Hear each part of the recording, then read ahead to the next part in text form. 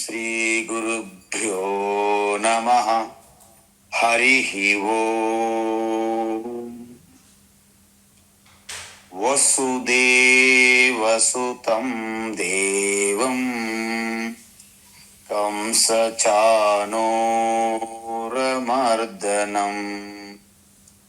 దేవకీ పరమానందం కృష్ణం వందే జగద్గురుం. తీర్త్వా మోహార్ణవం హత్వా రాగద్వేషాదిరాక్షసాం సీతా శాంతి సమాయుక్తా ఆత్మా రామో విరాజతే. ఆత్మస్వరూప బంధుగణ మనం 3 రకములైనటువంటి కర్తలను చూస్తున్నాం. అంటే 3 రకములు, 3 గుణముల ఆధారంగా ఉన్న కర్మలను చూశాం. సాత్విక కర్మ చూశాము, రాజసిక కర్మ చూశాము, తామసిక కర్మ చూశాము. నిజానికి ఆ 3 కర్మల గురించి మీకు బాగా అర్థమైనట్లయితే 3 కర్మలు కూడా వాటికంటే వేరు కాదు. ఆ 3 రకాల కర్మలు చేసిన వారినే 3 రకాల కర్తలు అంటారు. కానీ భగవాన్ విడదీసి మరీ చెప్పారు. ఎందుకంటే మనలో కూడా చాలా మంది అధికమైనటువంటి మేధావులు ఉంటారు, బృహస్పతులు అంటారు మన వాళ్ళని. ఎందుకంటే చెప్పిన దానికి విపరీతంగా అర్థం తీసుకుంటాం మనం. అందువలన 3 రకాల కర్తల గురించి మళ్ళీ భగవాన్ 26, 27, 20 శ్లోకాలలో చెప్పడం జరిగింది. అయితే ఈ 3 రకాలులో మనము ఇప్పుడు ఏం చూస్తున్నాము? సాత్విక కర్త చూసాము. సాత్వికర్తలో మీకు ఏం చేయాలంటే, మనం పూర్తిగా కర్మ పైన బంధం పెట్టుకోకుండా, అంటే కర్మతో మమేకం కాకుండా, కర్మ ఫలాల యందు పూర్తిగా ఆసక్తితో ఇక అది లేకుండా నేను ఉండలేను, చెయ్యాలి అనే బంధనం లేకుండా ముక్త సంగ, దానిపైన ఎటువంటి ఆసక్తి, ఎటువంటి సంగత్వం లేకుండా ఆ కర్మను చేయాలి. అయితే ఇటువంటి సాత్విక కర్మలు చేయడం వలన అటువంటి కర్తకి చిత్తశుద్ధి పెంపొందుతుంది. అయితే సాత్విక కర్మల యొక్క లక్ష్యం ఏమిటి? మనం అంతఃకరణ శుద్ధి పొందడమే మన లక్ష్యం. కాబట్టి ఒకవేళ ఆ అంతఃకరణ శుద్ధి పొందిన తర్వాత మెల్లమెల్లగా ఆ సాత్విక కర్మను కూడాను విడిచిపెట్టాల్సి వస్తుంది. ఎందుకు విడిచిపెట్టాలంటే భగవాన్ అంటారు, మీరు సాత్విక కర్మలైనప్పటికీ అవి కూడా మిమ్మల్ని బంగారపు చైన్లు వలె బంధిస్తాయి. ఇనుపు చైన్లైనా బంగారం చైన్లైనా మనకు బంధిస్తాయి, గొలుసులు బంధిస్తాయి కదా. అందువలన మిమ్మల్ని బహిర్ముఖులనే చేసేస్తుంది పూర్తిగా. అంటే కర్మ చేస్తూ చేస్తూ నిరంతరం బహిర్ముఖంగానే వెళ్తాం మనం. అంతర్ముఖంలోకి వచ్చే అవకాశమే ఉండదు. ఎందుకు? కర్మ అంటేనే బహిర్ముఖం కదా. అందువలన మీరు అంతర్ముఖం కావాలంటే ఆత్మజ్ఞానం తెలియాలి, అంటే శాస్త్రాన్ని అధ్యయనం చేయాలి. కానీ మనకు అంత సమయం ఉండదు కదా. ఎందుకంటే ఎప్పుడు చూసిన బిజీ. కాబట్టి కర్మలను ఈవెన్ చిత్తశుద్ధి పొందాక కూడా కర్మలను విడిచిపెట్టకపోతే ఆ కర్మలే మనల్ని మరింత బహిర్ముఖులుగా చేస్తుంది. కానీ అంతర్ముఖ సమారాధ్య బహిర్ముఖ సుదుర్లభ అన్నాం కదా. కాబట్టి ఆ కర్మను మెల్లమెల్లగా విడిచిపెట్టాలి. ఇంకా అలా విడిచిపెట్టకపోతే ఇంకో కలిగే ప్రాబ్లం ఏంటంటే, ఇబ్బంది ఏంటంటే, మనలో కర్తృత్వ భావం ఇంకా పెరిగిపోతుంది.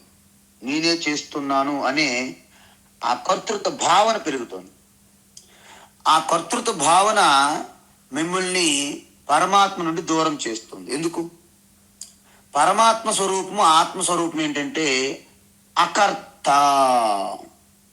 యావత్ సృష్టి అంతా కూడా నా ఆధారంగా నా సన్నిధిలో జరుగుతుంది తప్ప నేను కర్తను కాదు.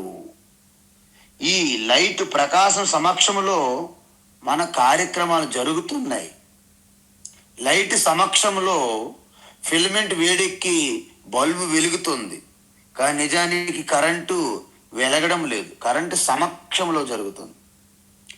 అదేవిధంగా వాస్తవానికి మనం కర్తం కాదు, కానీ నా సన్నిధి వలన, సాన్నిధ్యం వలన అంతఃకరణం చేతనం పొంది తద్వారా కర్తను నేను అని ప్రకటించుకుంటుంది. దానిని అహంకారం అనడం అని చెప్పాం. అందుకే సన్యాసులు ఈ కర్మలన్నిటికీ నేను కర్తను కాదు అని తెలియజేయడానికే నా కర్మ నాన్న ప్రజయాదనేన త్యాగే నైకే అమృతత్వమానసు అంటారు. మహదాది జగత్ సర్వం నకించిత్ ప్రతిభాతి మే బ్రహ్మైవ కేవలం సర్వం కథం వర్ణాశ్రమాస్థితః. అష్టావక్రులు అంటారు, యావత్ సృష్టి అంతా కూడా సముద్రంగా ఉన్న నా పైన ఒక బుడగ కెరటం వల్లే ఉన్నది కదా. అలాంటప్పుడు అంత ఉన్నది ఎలాగైతే నీరే ఉన్నది, కెరటంలు, బుడగలు, అలలు అంటున్నాం మనము. ఉన్నది బ్రహ్మే. బ్రహ్మైవ కేవలం సర్వం. ఈ సృష్టి స్థితి లయలని అంటున్నారు మీరు, వర్ణ వ్యవస్థలు, ఆశ్రమ వ్యవస్థలు అన్నీ అంటున్నారు. నేను బ్రహ్మగా ఉన్నాను. కర్త ఏ విధంగా ఈ వర్ణాశ్రమ, ఈ కర్మలు ఇంకా చేయగలను, కర్తగా నేను ఎలా ఉండగలను అని అంటున్నాడు అష్టావక్రులు. అందువలన ఎప్పుడైతే ముక్త సంఘ అంటే ఏమన్నాం మనము, అంటే ఏ కర్మతోనూ దేనితో కూడాను అనుబంధం పెట్టుకోరు. ఎందుకు? దాని యొక్క స్థితి ఏమిటి, దాని స్వరూపం ఏంటి, అది వస్తుంది పోతుంది, అది తాత్కాలికమే. ఎటువంటి కర్మ అని సృష్టిలో. అందువలన అటువంటి జ్ఞానం పొందినటువంటి కర్మయోగి ఎవరైతే ఉన్నారో వారిని సాత్విక్ కర్త అంటారు. అందుకే చూడండి, మహాత్ములందరూ కూడా సాత్విక్ కర్తలే. దీంతో సంఘం పెట్టుకోరు. ముక్త సంఘ స్వరూపత్వాత్. ఇంకొకటి ఏంటంటే అహంకారం ఎందుకు ఉండదంటే, నేను ఎప్పుడు కూడా కర్తను కాదు, భోక్తను కాదు. నేను కర్తను భోక్తను కాకుంటే నాకెందుకంటే అహంకారం, నేనే చేసేస్తున్నాను. అహంకారం అంటే ఏంటి? నేనే చేశాను, నేనే దీనికి కర్తను, నేనే దీనికి కారణము అనే భావన తెలియజేసింది అహంకారం. వాస్తవాన్ని మనం ఏం చేయట్లేదు కదండి. చేసేది ఏమిటి? మనసు, బుద్ధి, ఇంద్రియం, శరీరం. నేనేం చేస్తున్నాను? నేను ప్రకాశం వలె నా యొక్క సమక్షంలో జరుగుతుంది ఆధారం. కాబట్టి దేనికోసం ఈ అహంకారం? అందువలన ఇక్కడ ఎటువంటి లౌకిక విజయాలు పొందినా, ఎటువంటి పరాజయాలు పొందినా వాటికి ఎగిరిపోవడము, కుంగిపోవడం జరగదు. అందుకే చూడండి, మనకు తెలియకుండానే మనం దేనికైనా ఒక క్లబ్కి కానీ, ఒక సొసైటీకి కానీ, ఒక ట్రస్ట్కి కానీ, ఏదైనా ఒక సంఘానికి కానీ మీరు అధ్యక్షులు అయ్యారనుకోండి, సెక్రటరీ, మెల్లమెల్లగా మీకు అహంకారం పెరిగిపోయే అవకాశం ఉంటుంది. కానీ దాన్ని మీరు ఎంత అప్రమత్తంగా ఉండాలంటే, ఎందుకంటే ఒకసారి అహంకారము, అధికారం రుచి చూసామా విడిచిపెట్టడం మనకి ఇంకా వీలు పడదు. ఎందుకంటే మీ అందరికీ తెలుసు, లాలూ ప్రసాద్ యాదవ్ లాంటి చాలా మంది జైలుకి వెళ్ళేటప్పుడు ఈ ముఖ్యమంత్రి బయట వాళ్ళకి ఎందుకు ఇవ్వడము, తన భార్యకి ఇస్తే పోలేదా అన్నారు. భార్యకి ఇచ్చారు. ఆయన జైలు నుంచి బెయిల్ మీద వచ్చారు. సరే, నేను ఇప్పుడు వచ్చాను కదా బయటికి, నా ముఖ్యమంత్రి నాకు ఇచ్చి అంటే కుదరదు అన్నది ఆవిడ. ఎందుకు? ఒక్కసారి ముఖ్యమంత్రి అధికారం రుచి చూసిన తర్వాత ఎవరు విడిచిపెడతారు? కొడుకు విడిచిపెట్టడు, కూతురు విడిచిపెట్టదు, భార్య విడిచిపెట్టదు, భర్త విడిచిపెట్టరు. అందుకే మీరందరూ గమనించండి, కార్పొరేటర్ నుండి ఎమ్మెల్యే ఎంపీ వరకు ఈ కాన్స్టిట్యుయెన్సీలో స్త్రీ కోటలోనే స్త్రీలే పోటీ చేయాలంటారు. స్త్రీలు పోటీ చేయాలంటే వీడికి వీలు పడదు కదా ఇతనికి. కాబట్టి ఈయన ఏం చేస్తాడు? భార్యనో అమ్మనో ఎవరినో పెడతాడు. అంటే ఏంటి? వాళ్ళు డమ్మీ చేసి అధికారం నేను చలాయించాలని.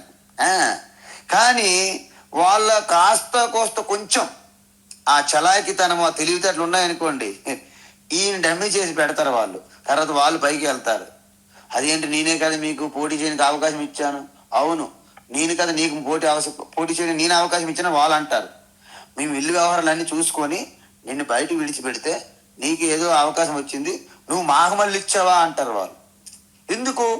ఒక్కసారి మనం అధికారం యొక్క రుచి చూస్తే మీ దేనికి వెనకాడరు. కాబట్టి ఈ అహంకారం అనేది అనేక అనర్థాలకు దారితీస్తుంది. కాబట్టి ఈ సాత్వికర్తకు తెలుసు ఈ అహంకారం అనేది చాలా అనర్థాలకు మూల కారణం. కాబట్టి దీన్ని పెట్టుకోరు. అందుకే నాహం కర్త, నేను కర్తనే కాదు, అంత ప్రకృతిలో జరుగుతుంది, ప్రకృతే కర్త. అంటే శరీర ఇంద్రియ మనస్సు బుద్ధి అవన్నీ కలిపి సంఘాతం, అదే కర్త తప్ప నేను కర్త కాదు.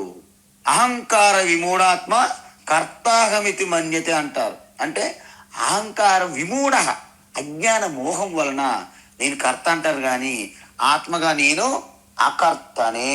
అంటే ఏంటి? అనహం వాది. అనహం అంటే అనహంకారి, అంటే అహంకారం లేనివారు కర్త. సో ఇటువంటి అహంకారం లేకుండా అయితే మరి అహంకారం లేకపోతే, కర్తృత్వ భావం లేకపోతే నేను ఏ కర్మ ఎలా చేయగలను? నో. ధృత్యుత్సాహ సమన్విత, వారు ఎంత ఉత్సాహంతో జోషయే సర్వకర్మాని విద్వాన్ యుక్త సమాచారం అని చెప్పారు కర్మయోగంలో. అంటే ధృతి అంటే ఆ యొక్క సంకల్ప శక్తి, విల్ పవర్ అంటారు. అంటే పట్టుదల, విడిచిపెట్టకపోవడం. ఎటువంటి ఒడిదుడుకులు వచ్చినా, ఎత్తుపల్లాలు వచ్చినా వారి వెనక తగ్గేది లేదు. ఉత్సాహవంతులుగా, ఆ అత్యంత పట్టుదలతో కార్యదక్షులుగా పాల్గొని ఆ యొక్క కర్తవ్యాన్ని నిర్వర్తిస్తారు తప్ప దాంట్లో పూర్తిగా లయమైపోరు. అందువలన వాళ్ళకి అత్యంత పట్టుదలతో ఓడిపోయిన ఉత్సాహాన్ని కోల్పోరు. ఎందుకు కోల్పోరు మీరు చెప్పండి? ఎందుకంటే మీకు ప్రతికూల అంశాలను కూడా వారు సానుకూలంగా మార్చుకుంటారు. చెప్పాను మొన్న, మనం ప్రతి ఆట కానీ, వ్యాపారం కానీ, ఉద్యోగం కానీ, స్కూల్ కాలేజీలు కానీ, ఏ వ్యవహారంలో, ఏ కర్తవ్యం కర్మలో ఉన్నప్పటికీ అక్కడ ఓడిపోవడము గెలవడం అని అనుకుంటాం మనం. కానీ అలా ఉండదు. ఎందుకంటే సపోజ్ మనం ఒక క్రికెట్, ఒక కబడ్డీ, ఒక టెన్నిస్ గేమ్ ఆడారనుకోండి, ఏదో ఒక గేమ్, అందులో ఓడిపోయిన వాడు గెలిచిన వాడు ఇద్దరికి కూడాను పతాకాలు ఇవ్వడం కుదరదు. కానీ ఆ ఆట ఒక స్పోర్టుగా, ఒక క్రీడగా, ఒక ఆరోగ్యానికి ఉపయోగపడే ఆటగా తీసుకుని మీరు ఆడారనుకోండి, ఇద్దరికి ఈ ప్రయోజనం సిద్ధిస్తుంది. ఓడిపోయిన వారికి, గెలిచిన వారికి. గెలిచిన వారికి ఒక పథకం ఇస్తారు, ఓడిపోయిన వారికి థ్యాంక్స్ చెప్తారు. ఇప్పుడు మనం ఏం చేస్తాము?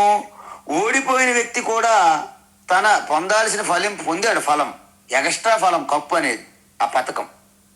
కానీ ఎప్పుడైతే ఓడిపోతారో మనసుకు మరింత అభ్యాసం జరుగుతుంది, మరింత రాటు తేలుతుంది. అంటే మనోధైర్యం పెరుగుతుంది. అలా మనోధైర్యం పెరగకుండా ఉంటే ఒక్కసారిగా ఒక వ్యక్తి గత 10 సార్లు 9 సార్లు ఓడిపోయారు ఎలక్షన్లో, 10వసారి గెలిచారు. 10వసారి గెలవడం వలన ఆ గెలుపుని ఆనందంలో అధిక ఆనందం అయిపోయింది అనమాట. గుండెపోటు వచ్చి చనిపోయారు, హార్ట్ అటాక్. అంటే అర్థమేంటి? ప్రతికూలము అనుకూలము రెండింటిని కూడాను సమత్వంగా స్వీకరించే ఆ మనోధైర్యం కలిగి ఉండాలి మనం. అందువలన ధృత్యుత్సాహ సమన్విత. అప్పుడు ఏమవుతుంది? సిద్ధ్య సిద్ధ్యో నిర్వికార. చూసారా? అందువలన మనం మెల్లగా తామసిక కర్త నుండి రాజసిక కర్తకు రావాలి, రాజసిక కర్త నుండి సాత్విక కర్తకు రావాలి అని చెప్తారు. అందువలన సిద్ధి అసిద్ధి అంటే మీరు ఏది పొందినా, మీరు ఏది పోగొట్టుకున్నా, మీరు విజయం సాధించినా, మీరు పరాజయం పొందినప్పటికీ రెండింటి యందు కూడా సమత్వ బుద్ధి. ఎందుకు? ప్రతి అనుభవంలో మీకు కొత్త పాఠం అనేది నేర్చుకోవాలి. అది విజయవంతమైన విఫలమైన ఎటువంటి వికారాలకు లోను కాకుండా మన ప్రశాంతతని చెక్కు చెదరకూడదండి. నిలకడగా ఉన్నటువంటి నీరు కుండలో బిందులో వేస్తే ఎలాగైతే అలా కదలకుంటూ ఉంటుందో అలాగ ప్రశాంతంగా ఉండాలి. ఎందుకు? కర్మణ్యేవాధికారస్తే మా ఫలేషు కదాచన. చూసారా? మనం కర్మ చేస్తున్నప్పుడు దాని మీద ఏకాగ్రత చిత్తంతో చేస్తే 100% మన కర్మ చేయగలుగుతాం. కాబట్టి ఫలితం అనేది 100% వస్తుంది. కానీ చేస్తున్నప్పుడే దాని మీద మనము ఏకాగ్రత పెట్టామనుకోండి, ఫలితం పైన మీరు కర్మ చేయలేరు. 100% రిజల్ట్ రాదు. మరి అందుకే మనం ఎన్ని కర్మలు చేస్తున్నా వాటికి అనుగుణంగా మనము ఆ యొక్క ఫలితాన్ని పొందలేకపోవడం కారణం ఏంటంటే కర్మ చేస్తున్నప్పుడే మన యొక్క ఏకాగ్రత అనేక విధములుగా విడిపోతుంది. కాబట్టి ఇలాంటి నిర్వికార అంటే ఇటువంటి వికారాల చెందని ఈశ్వరార్పణ బుద్ధితో చేస్తూ ఆ ఫలితాన్ని ఈశ్వర ప్రసాద బుద్ధిగా స్వీకరించే ఈ సాత్విక కర్తను సాత్విక కర్త అంటారని చెప్పాం. అందువలన సాత్విక కర్త అంటే ఏంటి? మీకు సూక్ష్మంగా అంటే దేనిపైన ఆసక్తి, అటాచ్మెంట్, సంఘాతం పెట్టుకోరు, అహంకారం లేకుండా అత్యంత ముక్కవోని పట్టుదల, బట్టి విక్రమార్కుడు అంటారు. అంటే భగీరథ ప్రయత్నం అని కూడా అంటాం మనం. చూడండి, ఆ యొక్క సావిత్రి అంటారు. సావిత్రి తన యొక్క భర్తని అత్యంత తపస్సు చేసి తన భర్తని వెనక్కి రప్పించింది అంటారు పురాణాల్లో. అంటే ఆ పట్టుదల, ఉత్సాహాన్ని కోల్పోకూడదండి. మీరు ఏది జరిగినా మీకు ప్రతికూల అంశాలు వచ్చాయనుకోండి, ఎవరైనా అడ్డు తిరుగుతున్నారు, ఎదురు తిరుగుతున్నారు, మీ కార్యక్రమానికి అడ్డు తగులుతూనే ఉన్నారు, అయినా ఉత్సాహాన్ని విడిచిపెట్టకూడదు. ఒక్కోసారి పరాజయం వస్తుంది, ఒక్కోసారి నష్టం వస్తుంది, ఒక్కోసారి కష్టం వస్తుంది. ప్రతిదానికి కూడా నిలబడి ముందుకు సాగుతుండాలి, ఉత్సాహాన్ని కోల్పోకుండా. ఇలాంటి కర్తని సాత్విక కర్త అంటారు. తర్వాత ఏం చూసాము? రాగి కర్మఫలా ప్రేప్సు. రాగి కర్మఫల ప్రేప్సు. రాగి కర్మఫల ప్రేప్సు. లుబ్ధో హింసాత్మకో శుచి. లుబ్ధో హింసాత్మకో శుచి. లుబ్ధో హింసాత్మకో శుచి. హర్షశోకాన్వితః కర్త. హర్షశోకాన్వితః కర్త. హర్షశోకాన్వితః కర్త. రాజసః పరికీర్తితః. రాజసః పరికీర్తితః. రాజసః పరికీర్తితః. రాగీ కర్మఫల ప్రేప్సు. లుబ్ధో హింసాత్మకో శుచి. రాగీ కర్మఫల ప్రేప్సు. లుబ్ధో హింసాత్మకో శుచి. రాగీ కర్మఫల ప్రేప్సు. లుబ్ధో హింసాత్మకో శుచి. హర్షశోకాన్వితః కర్త రాజస పరికీర్తితః.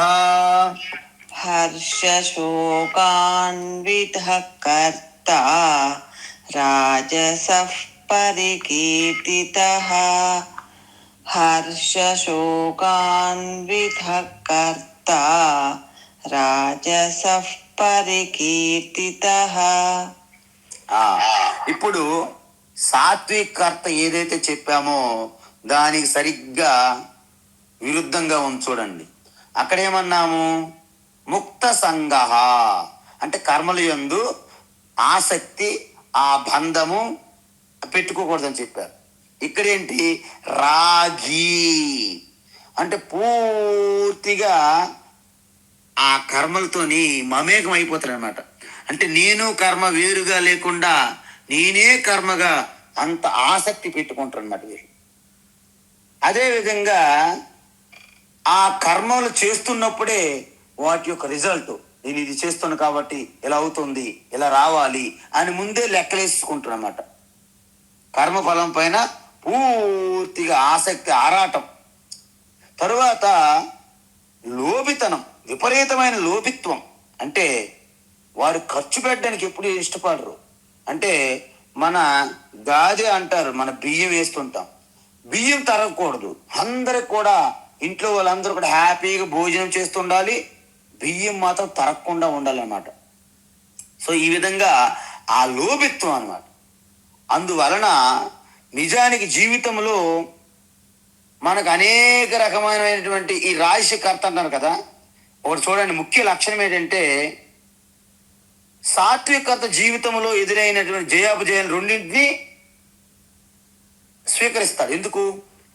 నువ్వు ఓటమి చెందినప్పుడు కూడా అనేక విషయాలు నేర్చుకుంటావు. ఇంక జయం కంటే ఓటమిలోనే ఎక్కువ నేర్చుకుంటాం మనం.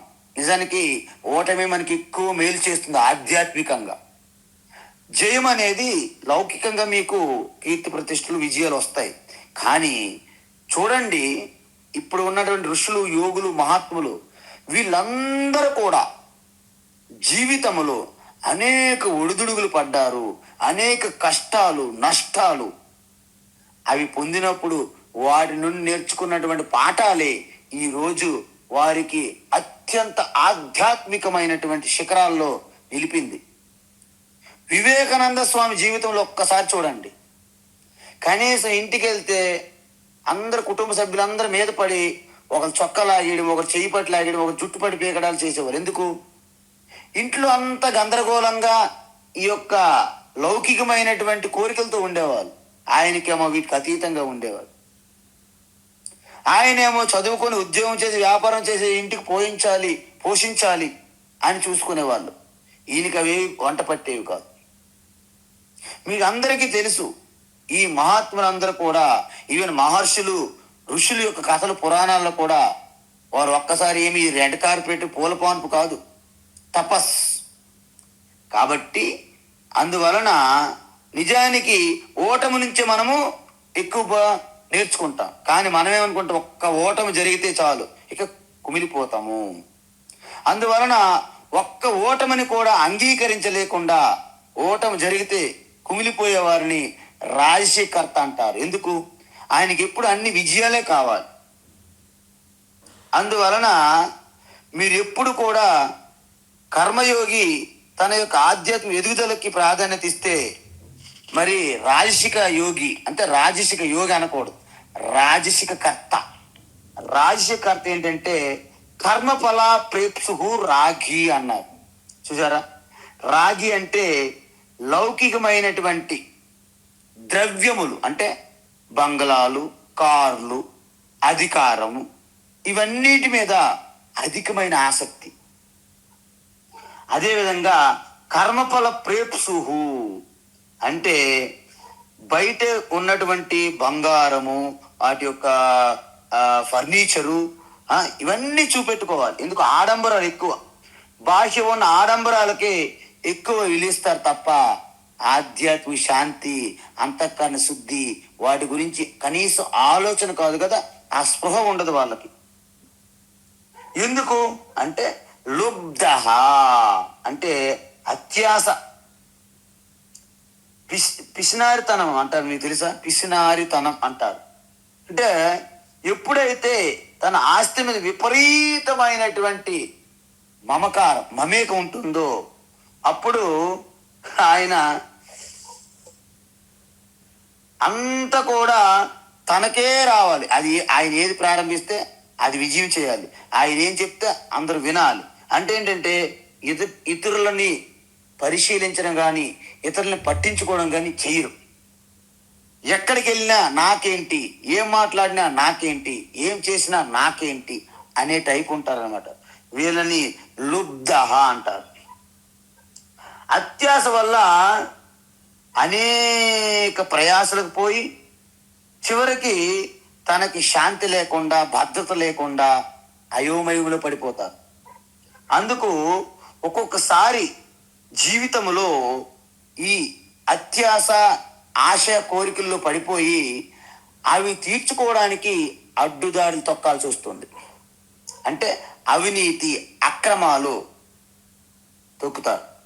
కాబట్టి అడ్డగొచ్చే వారికి పూర్తిగా ఎలిమినేట్ చేయాలనుకుంటారు. అంటే హింసాత్మక, చూసారా?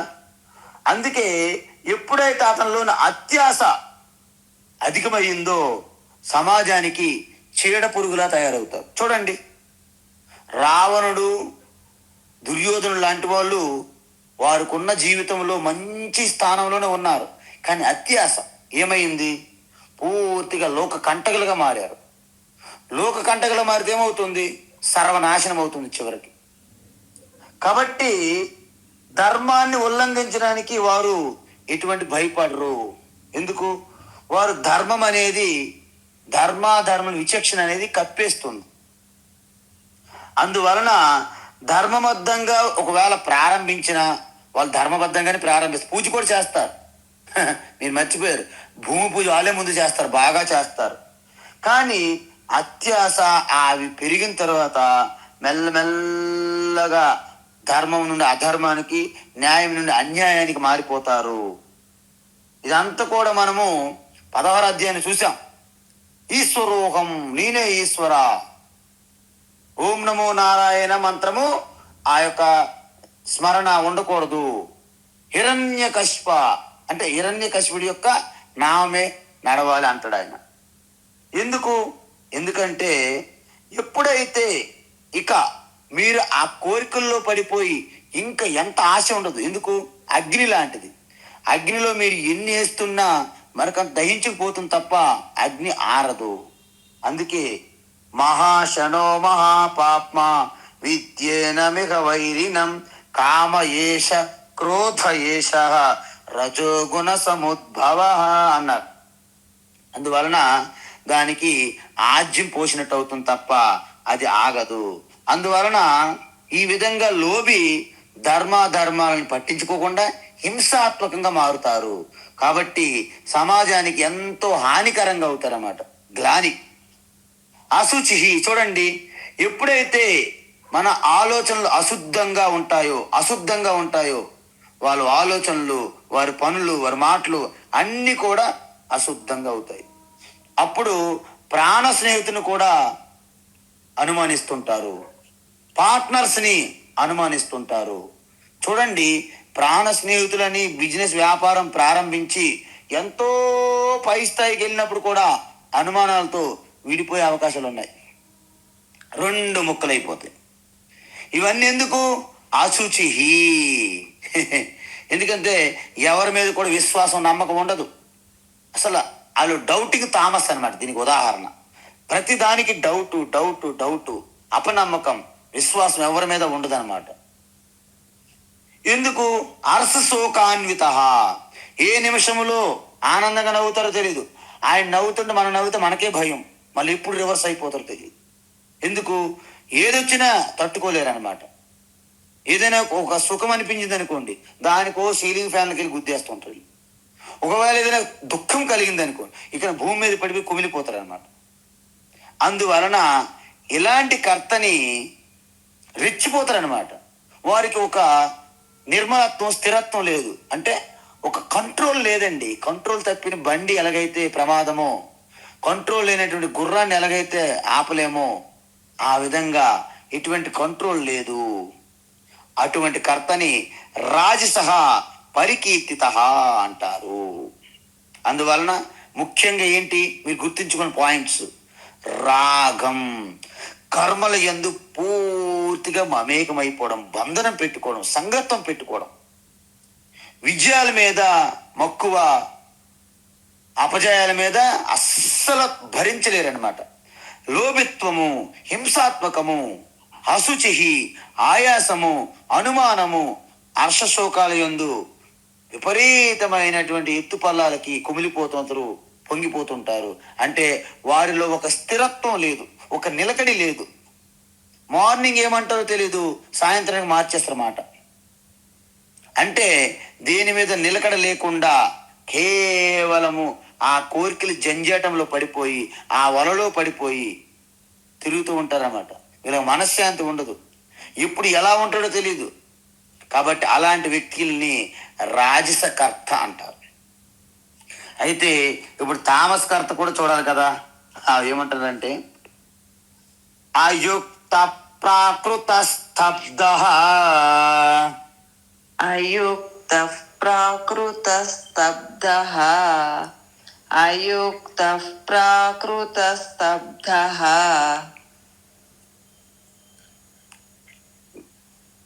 షటో నైష్కృతిలోలసః, షఠో నైష్కృతికోలసః, షఠో నైష్కృతికోలసః, విషాదీ దీర్ఘసూత్రీ చ, విషాదీ దీర్ఘసూత్రీ చ, విషాదీ దీర్ఘసూత్రీ చ, కర్తా తామస ఉచ్యతే, కర్తా తామస ఉచ్యతే, కర్తా తామస ఉచ్యతే, అయుక్త ప్రాకృత స్తబ్ద, షటో నైష్కృతికోలసః, అయుక్త ప్రాకృత స్తబ్ద, షఠో నైష్కృతికోలసః, అయుక్త ప్రాకృత స్తబ్ద, షఠో నైష్కృతికోలసః, విషాదీ దీర్ఘసూత్రీ చ, కర్తా తామస ఉచ్యతే, విషాదీ దీర్ఘసూత్రీ చ, కర్తా తామస ఉచ్యతే, విషాదీ దీర్ఘసూత్రీ చ, కర్తా తామస ఉచ్యతే. ఉత్తమం. అయుక్త, అయుక్త అంటే యుక్త, యుక్త అని చూసాం, 6వ అధ్యాయం నుండి చూస్తున్నాం బాగా. యుక్త అంటే ఏంటంటే ఇంద్రియములన్నీ మన వశములో ఉంచుకుంటే యుక్త. అయుక్త అంటే ఏంటి? ఇంద్రియములు అనేవి ఎటువంటి లాక్కెళ్ళిపోతుంటే మనం కూడా ఇక హెల్ప్లెస్. ఎటువంటి మనకి ఆ ఇంద్రియాలను కంట్రోల్ చేసే శక్తి మనలో లేదు. స్వామి చిన్మయనది అంటారు, అది ఒక పబ్లిక్ టాయిలెట్ లాగా. అంటే ఎవరెళ్ళి రావచ్చు, దానికి ఏమీ ఉండదు, శుభ్రం చేయాలని బాధ్యత ఉండదు అన్నమాట. ఇంద్రియములు కూడా నలువైపులు ఇంద్రియాలు లాక్కుపోతుంటే ఓకే ఓకే అని చెప్పడమే తప్ప మనము నో అది కుదరదు అని చెప్పే శక్తి మనలో లేదు. అయుక్త. ప్రాకృత, ప్రాకృత అంటే మీకు ఒక విషయం తెలియాలి. సంస్కృత ప్రాకృత అంటారు శాస్త్రములో. అంటే ఎవరైతే మంచి సంస్కారవంతులుగా ఉంటారో వాళ్ళని సంస్కృత అంటారు. ఎవరైతే ఎటువంటి సంస్కారం ఉండదో వాళ్ళని ప్రాకృత అంటారు. అంటే యుక్త అంటే చెప్పాను నేను. యుక్త అంటే ఏం చెప్పాము అంటే మన యొక్క వాక్కు అంటే శరీరము, వాక్కు, మనస్సు, ఈ మూడు కూడా ఒకే త్రాటి మీద ఉండాలండి. వాళ్ళని యుక్త అంటారు. ఆ మూడు ఒక త్రాటి మీద లేకపోతే అయుక్త. అందుకే మనం 17 అధ్యాయంలో 3 తపస్సులు చెప్పాం. ఏంటి? శారీరక తపస్సు, వాచక తపస్సు, మానసిక తపస్సు. అందువలన ఈ మూడు ఉంటాయి.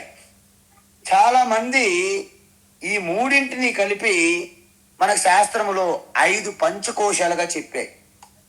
అందువలన ఈ 5 కూడా ఒకదానితో ఒకటి అలాగ కనెక్ట్ అయి ఉంటాయి, మనకి రైలు బోగీల్లాగా. అందువల్ల నిరంతరము ఆ యొక్క 3 తపస్సులతో ఈ 5 పంచకోశాలని మనము పూర్తిగా మన స్వాధీనంలో ఉంచుకొని వివేకముతో వాటిని దాటి వెళ్లాల్సి ఉంటుంది, పద్మవ్యూహములు భేదించినట్టు. ఆ విధంగా ఎవరైతే ఒక ప్రయత్నపూర్వకంగా మీరు ఒకటి పెట్టుకోండి ఈవేళ ఒక సూత్రం. ఏంటి యుక్త అంటే ఏంటంటే, నేను ఏది మాట్లాడినా పూర్తిగా ఆలోచించి 1-2 సార్లు ఆలోచించిన తర్వాత మాత్రమే మాట్లాడతానని మనం అనుకోవాలి ఈ రోజు నుంచి మన అందరం. ఎందుకు అలా అనుకుంటే మనం ఆలోచించి మాట్లాడతాం కాబట్టి పొరపాటు జరిగే అవకాశమే ఉండదు. కానీ మనం ఏం చేస్తాము, చీటికి మాటికి అనాలోచితంగా మాట్లాడేస్తాం. ఆ మాటలే అని ఈరోజు ఇంత అనైక్యత కారణం. ప్రపంచమంతా మాటలు, కేవలం మాటలు, ఏమీ అక్కర్లేదు.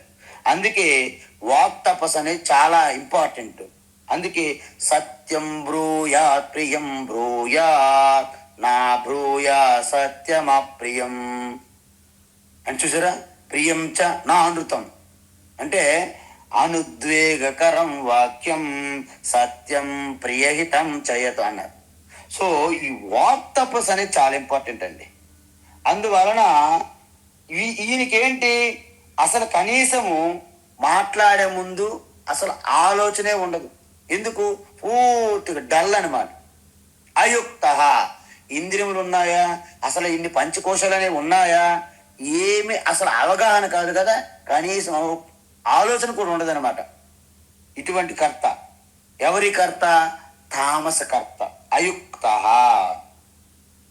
అందువలన అలసహ అన్నారు. చూసారా, అలస అంటే మీ అందరికీ తెలుసు, బద్ధకం అన్నారు. బద్ధకం అంటే ఏంటి అంటే ఎక్కడ కూర్చుంటే అక్కడే ఉంటారు తప్ప లేవడానికి కూడా ఇష్టపడు. కనీసము లేచి నిలబడి వెళ్ళి టీవీ దగ్గరికి వెళ్ళి స్విచ్ ఆన్ చేసుకోవడం కూడా ఇష్టపడరు. రిమోట్ ఎక్కడ ఉంది, రిమోట్ ఎక్కడ గొడవ పెడతారు కూర్చుని దగ్గరే, కానీ లేవరు కూడా. ఎందుకు, అత్యంత బద్ధకస్తులు, లేజీ. అందువలన ఈ సోమర్తనం వలన ఏది చేయాలనిపించదు. వాళ్ళు ఉత్సాహం అసలు సన్నగిల్లుతుంది, డల్లగా. వాళ్ళతో మీరు కలిసి కొన్ని గంటలుంటే మీకు ఆ అలసట వచ్చేస్తుంది, మీకు ఆ యొక్క సోమర్తనం వంట పెట్టేస్తుంది. అంత డేంజరస్ అనమాట. అంటే తన వ్యక్తిత్వాన్ని ఒక మిషన్లా పని చేయదు అనమాట. దేనికి అదే పని చేస్తుంటుంది అనమాట. అన్ని విడిపోయి ఉంటాయి అనమాట. అందువలన వారికి ఆలోచనలు ఉండవు, ఆలోచన లేని మాటలు, ఆలోచన లేని పనులు, ఇటువంటి ప్రణాళిక, ప్లాన్లు ఉండవు అనమాట.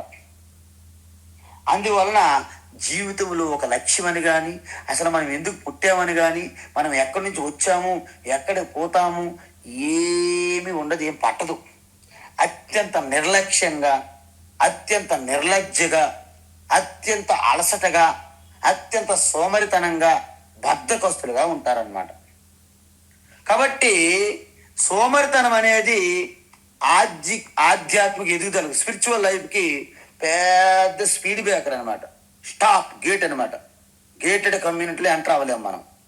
అందువలన ఆధ్యాత్మిక ఎదుగుదలకి ఇది ఒక డోర్ అనమాట, ద్వారం. మీరు ఒకటి గమనించాలి, ఆలస్యం హి మనుష్యానాం శరీరస్థో మహాన్ రిపుహు. ఆలస్యం అంటారు అంటే మనం ఆలస్యం అనేది మనుషులకి మహాశత్రువు అంట. అందువల్ల ప్రతి ఒక్కరిలో కూడా బద్ధకం ఉంటుంది, ఉండదని కాదు.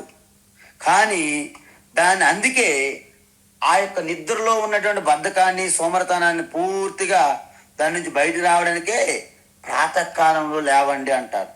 ప్రాతకాలం లేచిన వెంటనే ఆ తమోగుణం నుంచి మీరు బయటకు వస్తారు, స్వచ్ఛమైనటువంటి సాత్విక గుణంలో ఉంటారు. అప్పుడే తపస్సు, ఆధ్యాత్మిక సాధన అప్పుడు ప్రారంభించాలి. మళ్ళీ 8-9 అయిందంటే ఇక సూర్యకిరణాలు, ఆ యొక్క పగటిపూట వేడి, మన జన సంద్రోహం ఇదంతా కలిసి రజోతత్వంలోకి వెళ్ళిపోతుంది తెలియకుండానే మనం. అందుకే బ్రహ్మముహూర్తం అని చెప్పి మన వాళ్ళని ఎంతో ప్రేరేపించి స్ఫూర్తి నింపి ఆ టైంలో అంటే 3:30, 4 నుండి 6 గంటల వరకు బ్రహ్మముహూర్తం అని చెప్పేవాళ్ళండి. అందువలన వీరు ఎప్పుడైతే అసలు సూర్య భగవానుడు మనము ఆయనకి స్వాగతం పలకాలంట. ఆయన స్వాగతం పలికి 12 అయినా మన వాళ్ళు ఎవరు అప్పటికి ఎప్పుడు లేస్తారు? ఆ కిటికీల నుండి ఆ సూర్యకిరణం మన మీద పడితే ఆ వేడి తట్టుకోలేక కొంతమంది లేస్తుంటారు. అలాంటి వాళ్ళు కూడా ఉన్నారు. అంత బద్ధకాన్ని. అందువలన అనేక రకమైన పూజా విధానాలు, షోడశ ఉపచారాలను పూజ చేయండి, గంట చేయండి. ఎందుకు? మీ బద్ధకం పోగొట్టుకోవాలి కదా.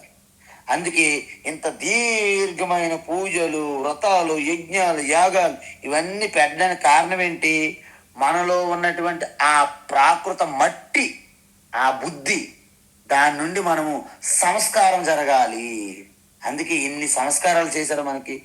అందుకే ప్రతి బిడ్డకి కూడా ఈ కులాలు, వర్ణాలు, పేర్లతో కాకుండా వారిలో శ్రద్ధ నింపి ప్రతి ఒక్కరు కూడా యజ్ఞోపవేత కార్యక్రమాలు చేయాలి. పుట్టినప్పుడు ఎవరు కూడా బ్రాహ్మణులు కాదు, పుట్టినప్పుడు ఎవ్వరు కూడా ఏ సాత్వ్యం కాదు. ప్రతి ఒక్కరు కూడా తమో గుణముతో శూద్రత్వం అంటే ఏంటి? కులం కాదు శూద్ర, వైశ్యస్ కులం కాదు, క్షత్రియ కులం కాదు, బ్రాహ్మణ కులం కాదు. అవి వారి స్వభావాల బట్టి అదొక కేటగిరీస్ అనమాట.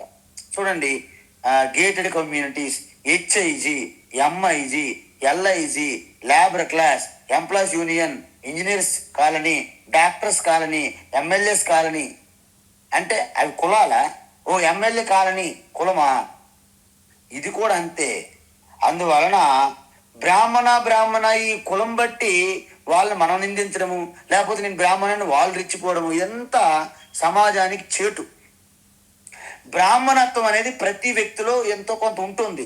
దాన్ని వృద్ధి చేసుకుంటే వాళ్ళు బ్రాహ్మణులుగా మారుతారు. ప్రతి ఒక్క వ్యక్తి, ప్రతి మనిషి భూమి మీద. ఒక వ్యక్తి డాక్టర్ అవ్వాలంటే డాక్టర్గా అనేక పుస్తకాలు చదివి డాక్టర్గా పొందాలి, ఐఏఎస్, ఐపీఎస్ పొందాలి. అంతేగాని నేను ఐఏఎస్ వాళ్ళ బిడ్డను కాబట్టి నేను ఐఏఎస్ అనుకోకూడదు. అలా కుదరదు. డాక్టర్ బిడ్డ డాక్టర్ అనడానికి వీలు లేదు. కాబట్టి బ్రాహ్మణోత్తముడు అవ్వచ్చు పండితుడు, వాళ్ళు పుట్టిన బిడ్డ నేను బ్రాహ్మణ అనుకోవడం వీలు లేదు. నువ్వు కూడా పాండిత్యం సంపాదించి బ్రాహ్మణత పొందాలి. మా తల్లిదండ్రులు అత్యంత లేబర్ కూలీలు, నువ్వు కూలీగా ఉండదని రూల్ లేదు. నువ్వు కూడా మంచి సంస్కారం పొంది వృద్ధి చేసుకొని బ్రాహ్మణోత్తముడుగా మారవచ్చు. ఈ మన శాస్త్రంలో చాలా ఉన్నాయి ఇవన్నీ కూడా. అందుకే ప్రాకృత, దీనికి విరుద్ధం, ఎటువంటి సంస్కారం లేకుండా ఉంటారన్నమాట వీళ్ళు. ఎవరు? తామసిక కర్త. కాబట్టి ఈ విధంగా ఎటువంటి సంస్కారం అంటే ఎటువంటి ఆలోచన లేకుండా ఏది మాట్లాడవచ్చు, ఏది మాట్లాడకూడదు, ఎప్పుడు మాట్లాడాలో, ఎప్పుడు మాట్లాడకూడదు, ఎక్కడ మాట్లాడాలి, ఎక్కడ మాట్లాడకూడదు, ఎటువంటి అవగాహన ఉండదు వీళ్ళకి. అందువలన చూడండి, దుర్యోధనుడు కేవలము ఆ దురుసు ప్రవర్తన, ఆ దుర్మార్గ ప్రవర్తన, అనాలోచితంగా ఆశతో బద్ధుడై ఇలాంటి మాటలు మాడుతుంటాడు. శిశుపాలుడు చూడండి, మొత్తం జీవితాంతము శ్రీకృష్ణుడు నిందించడానికే సరిపోయింది ఆయన జీవితం కేవలం. అందువలన వీరికి ఎటువంటి ఒక తపస్సు అని కానీ, భగవద్గీత క్లాస్ అని కానీ, ఒక భజన అని కానీ, ఒక పూజ అని కానీ ఏమి పట్టవు. ఎందుకు? వాళ్ళు లేవడమే కష్టం కాదు, ఇంకే వీళ్ళు ఎలా చేస్తారు? అవి చేయాలంటే ఎంతో కష్టపడాలి.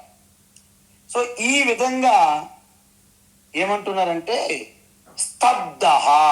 చూడండి, ఏంటే బెల్లం కొన్ని రాయలే కథలు అంట మనోళ్ళు అమ్మ ఒక్కొక్కసారి. ఎందుకు? పాలు తీసుకురా అంటే ఇప్పుడు నాకు కుదరదు అంటాడు. పోనీ అక్కడ కొన్ని మంచి నీళ్ళు తీసుకురా అంటే కుదరదు అంటాడు. అసలు ఏమీ కుదరదు. కొన్ని భోజనం రా అంటే అది కూడా కుదరదు ఆయనకి. ఎందుకు? ఆయన ఎక్కడ ఉంటాడో అక్కడ తీసుకెళ్ళి మనం భోజనం ఇవ్వాలి. ఇలాంటి స్తబ్ద అంటే వాళ్ళు ఎలా ఉంటారంటే ఇలాగ స్తంభంలా నిల్చుంటారంటే వంగరం. కనీసం పెద్దవాళ్ళు వచ్చారనుకోండి, ఆ పెద్దవాళ్ళు వచ్చారు కొంచెం నమస్కారం పెట్టామంటే వాడికి నడుము వంగదు. స్తబ్ద అంటే ఎటువంటి మర్యాద కానీ పెద్దవాళ్ళ యందు మర్యాద కానీ చిన్నవాళ్ళ యందు ప్రేమ కానీ ఉండదు. వాళ్ళు ఒకసారి చూడండి, పెద్దవాళ్ళ ముందు కూడా కాలు లాగేసి ఊపుతుంటారు. కాలేలా ఊపుతుంటారు, చాలా గట్టిగా అరుస్తుంటారు. అంటే అమర్యాద అనమాట. వాళ్ళు ఎటువంటి ఒక డిసిప్లిన్ లేదు, క్రమశిక్షణ ఉండదు అనమాట. అందువలన అందుకే మనకి ముందు ఈ జ్ఞానం పక్కన పెట్టి మనకి ఈ ధర్మ సూక్తులు నేర్పుతుంది శాస్త్రం. ఫస్ట్ సంస్కారం ఇస్తుంది. అందుకే మాతృదేవో భవ, తల్లిని గుర్తించం, మనం గౌరవించం. అందుకే తల్లి ఎవరో కాదయ్యా బాబు, అసలు సాక్షాత్తు ఈ సృష్టి స్థితికర్త ఈశ్వరు ఉన్నారా, ఆ ఈశ్వరయే తల్లిగా ఉన్నది, ఈశ్వరుడే తల్లిగా మీ ముందు ఉన్నది. మాతృదేవో భవ అంటే తల్లి దేవుడు లాంటిది కాదు, దేవుడే తల్లిగా ఉన్నదని తెలుసుకోవాలి మనం. పితృదేవో భవ అంటే ఆ దేవుడే తండ్రిగా ఉన్నాడని తెలుసుకోవాలి తప్ప తండ్రి కూడా దేవుడు లాంటి వాడు లాంటి ఉండదు ఇక్కడ. అదేవిధంగా ఆచార్య గురు దేవో భవ, ఆ యొక్క ఈశ్వరుడియే గురువుగా ఉన్నారని మనం తెలుసుకోవాలి. అతిథి దేవో భవ అంటే ఎటువంటి సమయము తిథులు చెప్పకుండా ఎవరైతే మన ఇంటికి వస్తారో అకస్మాత్తుగా వారే అతిథులు. నువ్వు మాకు చెప్పలేదు, వచ్చే ముందు ఫోన్ చేయాలి కదండి, కనీసం మీరు రాకపోతే ఎలాగండి, కనీసం మేము భోజనం పెట్టాలన్నా మీరు వస్తారని ముందు తెలియాలా. ముందు తెలిస్తే ఆయన అతిథి అవడు, మీదేదో బిజినెస్ పార్ట్నర్ అవుతారు. కాబట్టి అతిథులు ఏ సమయం వచ్చినా ఎప్పుడు వచ్చినా వాళ్ళని ఈశ్వరునికి సేవిస్తున్నట్టు, ఈశ్వరునికి సేవ చేస్తున్నట్టు మనం వాళ్ళకి సేవ చెయ్యాలి. అతిథి దేవో భవ. ఈవెన్ ప్రతి ప్రాణిలోను పరమాత్మే ఉన్నది కాబట్టి, సూక్ష్మంగా అవ్యక్తంగా పరమాత్మ ఉన్నది కాబట్టి అంతర్యామిగా ప్రతి ప్రాణి, ప్రతి వస్తువు, ప్రతి అణువు సృష్టిలో పూజకి అర్హత ఉన్నది. ఎందుకు? ఈ రూపాలను ఆధారంగా చేసుకొని, ఈ రూపాలను మాధ్యమంగా మనం వాడుకొని సూక్ష్మతత్వాన్ని మనం వెళ్తున్నాము. అందుకే మనం ఏం చెప్తామంటే హిందూ సనాతన ధర్మం అనేది విగ్రహారాధన లేదు మనకి. అదేంటి స్వామీజీ, ఈ దేవాలయాల గుడ్లని విగ్రహాలే కదా. ఆ విగ్రహాలే, కానీ వాటికి పూజ మనం ముఖ్యం కాదు. వాటి మాధ్యమంగా మనము అనంత కోటి బ్రహ్మాండ నాయక అండపిండ బ్రహ్మాండము సృష్టి స్థితి లైక కారణమైనటువంటి ఆ పరమాత్మను మనం సేవిస్తున్నాము, ఆ పరమాత్మను పూజిస్తున్నాము, ఆ పరమాత్మను భజిస్తున్నాము. విగ్రహములు, మూర్తులు, ఫోటోలు అన్ని కూడా వాటి మాధ్యమ ద్వారా కనెక్ట్ అవుతున్నాము, అనుసంధానము. అందుకే వినాయక పూజ చేయాలంటే అప్పటికప్పుడు మనము ఒక పసుపు ముద్ద పెట్టి ఓ 2 గరికి పెట్టి మనం పూజ చేసేస్తాం. ఆ పసుపు ముద్ద పసుపు కాదు, అప్పుడు పసుపు మనం పూజ చేయట్లేదు, వినాయకుడికి చేస్తున్నాం. ఎందుకు మన వాళ్ళు అలాగో అంగీకరించారో నాకైతే తెలియదు, కానీ ఇతర మతస్థులు అందరూ కూడా విగ్రహ ఆరాధకులు. యాక్చువల్ వాళ్ళు ఒరిజినల్ రియల్ విగ్రహారాధకులు. హిందువులు మాత్రము విగ్రహాలకి హెల్ప్ తీసుకుంటాం మాధ్యమంగా. అందుకే వివేకానంద స్వామి అన్నాడు, ఒక రాజు అన్నాడు, ఏమండి మన హిందూ మతం విగ్రహారాధన చేస్తుంది, మనము మూఢనమ్మకాలు కదా, అంధవిశ్వాసాలు కదంటే అన్నాడు వివేకానంద స్వామి, హే రాజా నీ ముఖచిత్రం తీసుకురండి అన్నారు. మంత్రి లేడు, ముఖచిత్రం తీసుకొచ్చాడు. ఈ ముఖచిత్రం పైన నేను కాలు వేయొచ్చునా, ఏం మాట్లాడుతున్నావు, నీకేమైనా బుద్ధి ఉందా అని కోపం అయిపోయాడంట. నువ్వు పైన కూర్చున్న సింహాసనం పైన చిత్రం పైన కాలు పెడితే నీకేంటి ప్రాబ్లం అని, అది నాది అంటే ఈ ముఖ చిత్రం చూసిన వెంటనే రాజుకు మనం కనెక్ట్ అవుతున్నాం. ముఖ చిత్రం ఒక్కటే కాదు. అందువలన ప్రతి గుడి గోపురంలో ఎక్కడ ఏది ఉన్నా సరే, ఏ సింబల్ అవని, జాతీయ జెండాని మీరు అవమానిస్తే మీకు జైలుకి వెళ్తారు. జాతీయ జెండా భారతదేశం అవుతుందా? అవదు. కానీ ఆ జెండాలోనే మనం భారతదేశాన్ని చూస్తున్నాము.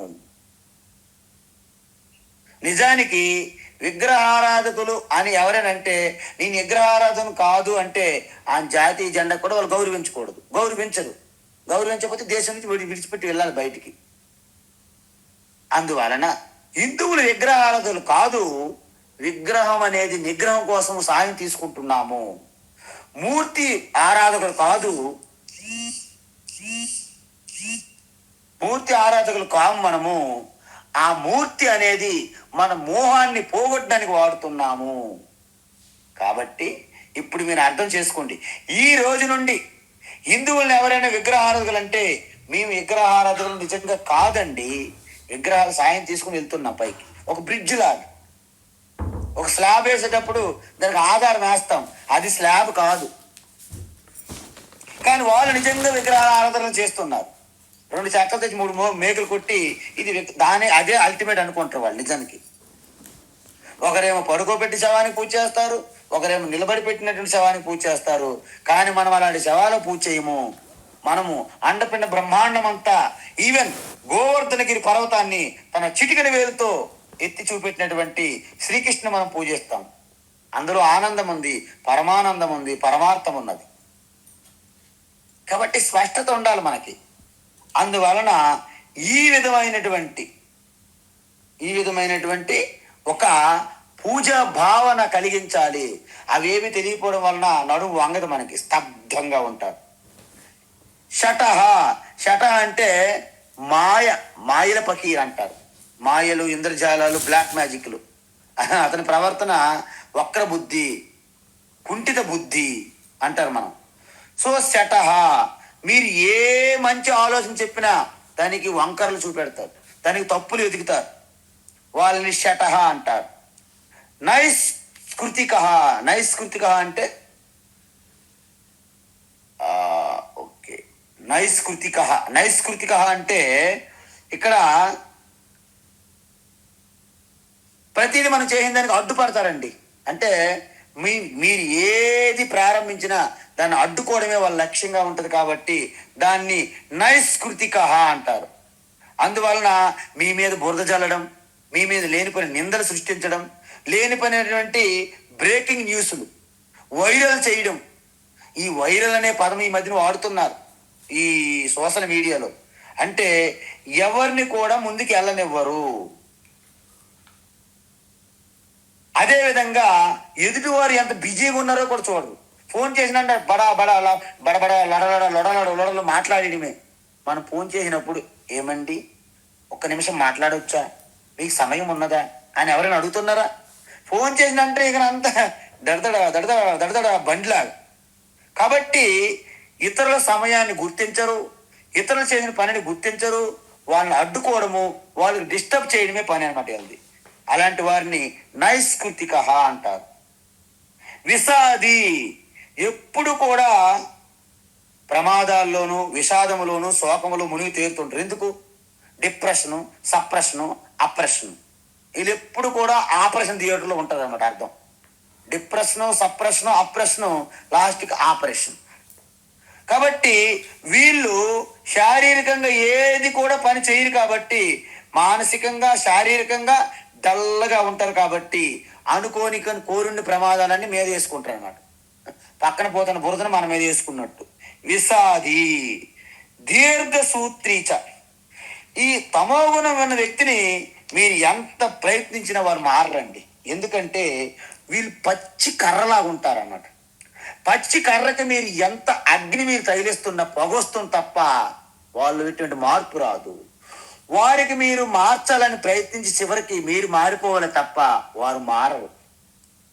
అందువలన చూడండి, విభీషణ్ లాంటి వాళ్ళు రావణాసురుడికి మార్చాలని ప్రయత్నించి చివరికి తన వల్ల కాలేదు.